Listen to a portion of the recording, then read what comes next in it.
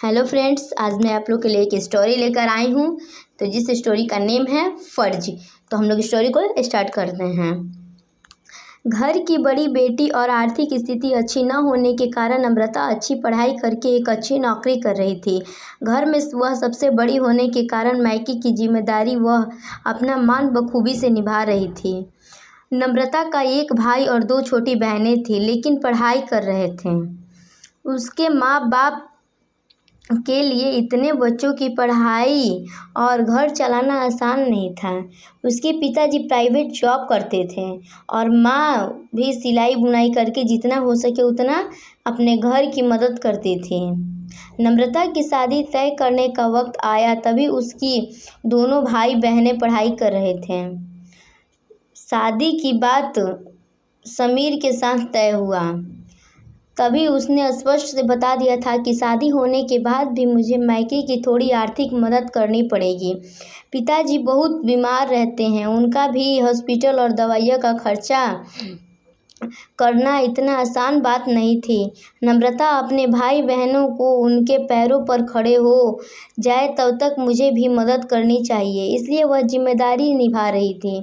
नम्रता ने शादी के पहले ही समीर और उसके परिवार के लोगों से यह बात कर क्लियर कर लिया था कि जब भी ससुराल वालों ने बोला कि हमें कोई एतराज़ नहीं है, तुम नौकरी करती रहो और तुम अपने मायके वालों की मदद कर सकती हो।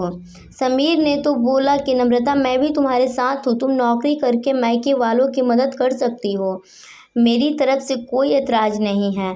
कभी लगे तो मैं भी तुम्हारे भाई बहनों को मायके वालों की मदद कर दूंगा, यह मेरा भी तो कर्तव्य है। हमारे दोनों फैमिली शादी के बाद मेरे लिए समान होंगी, ऐसे में दोनों परिवार की जिम्मेदारी निभाना मेरी भी जिम्मेदारी होगी। तुम टेंशन मत लो। समीर की ये बातें सुन नम्रता को बहुत ही अच्छा लगा। मेरे होने वाले पति की इतनी अच्छी सोच, कितना सोचते हैं ना मेरे मायके के बारे में। वह भावुक हो उठी।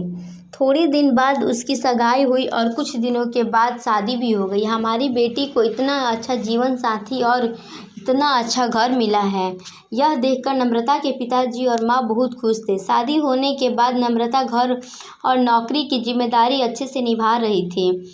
इतना ही नहीं, समीर के आने जाने वाले मेहमानों का भी आदर सम्मान अच्छे से करती थी। हर एक जिम्मेदारी वो अच्छे से निभा रही थी। ससुराल और मायका दोनों फैमिली को वह समान मानती थी। ससुराल के लोगों को तो उसने अपना बना लिया था, सब अच्छा चल रहा था, पर नया ही नया सब अच्छा था। बाद में उनका असली रूप समीर और उसके घर वालों का स्वभाव नम्रता के सामने आया।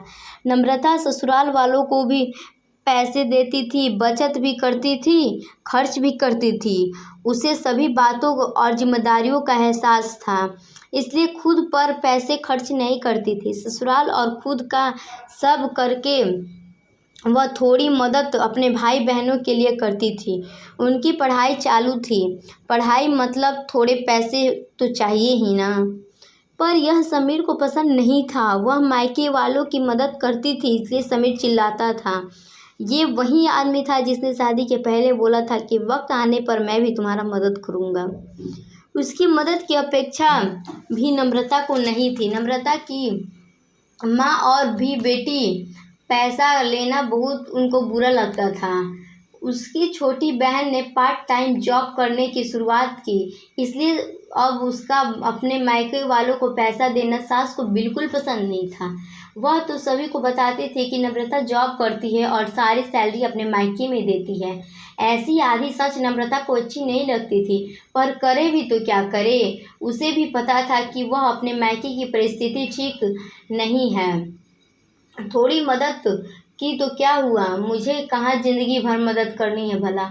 आज न कल भाई की पढ़ाई पूरी होगी तो वो अच्छी नौकरी करेगा, माँ बाप की जिम्मेदारी अच्छे से निभाएगा और बहनें तो अपने ससुराल चली जाएंगी। ऐसा नम्रता उसके मन को समझा रही थी।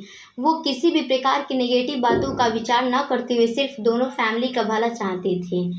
इतना ही नहीं, नम्रता समीर के माता पिता का हॉस्पिटल और मेडिसिन का खर्चा उठाती थी। समीर तो कभी पूछता भी नहीं था। सब नम्रता ही देखती थी। उसे हमेशा उसकी सास बोलती थी किया तो क्या हुआ, वह उसका कर्तव्य है, पर ऐसा कभी नहीं बोलती थी कि मायके का भी मदद करना उसका कर्तव्य है। यह बात भूल गई थी। दोनों साइड का विचार वह करती ही नहीं थी। कुछ दिनों बाद नम्रता के पिताजी उनको छोड़कर चले गए। तब भी वह हार नहीं मानी। सब मैनेज कर रही थी। नम्रता मायके वालों की मदद अभी भी करती है। यह सब पता चला तब समीर ने उसे बहुत डांटा। सास ससुर ने भी उसे बहुत डांट लगाई। तभी नम्रता शांत न रह पाई। वह भी पढ़ी हुई और नौकरी करने वाली लड़की, समीर से ज़्यादा कमाने वाले दोनों परिवार की आर्थिक समस्या वह संभालती थी। उस दिन उसे भी अपने बोलने का गुस्सा आ गया। नम्रता बोली, अगर लड़की ने ससुराल की मदद की तो चलेगा, मायके की मदद की तो वो क्यों नहीं चलता? ऐसा क्यों?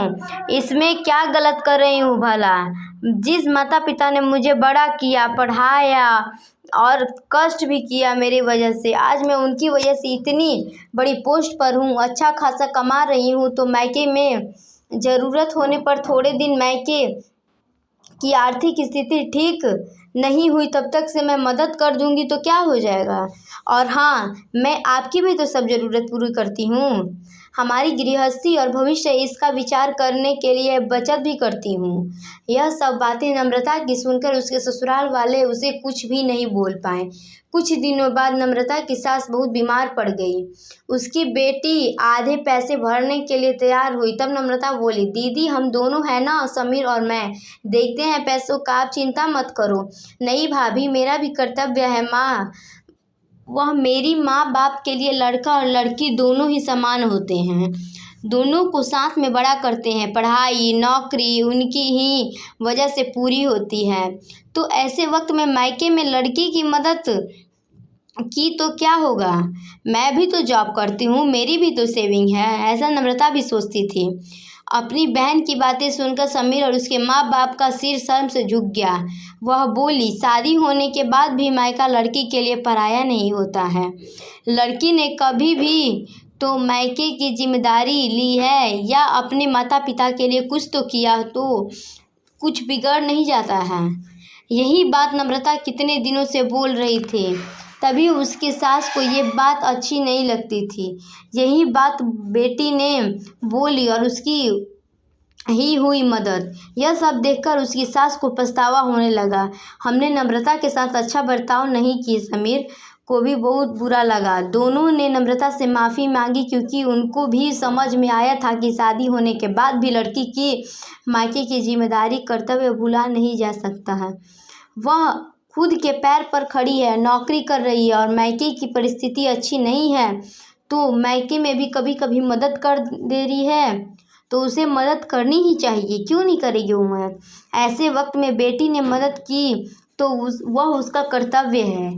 उसके लिए दोनों परिवार समान होते हैं। लड़की की शादी हो गई तो मायका उसके लिए महत्व नहीं रखता है, ऐसा भी नहीं है ना।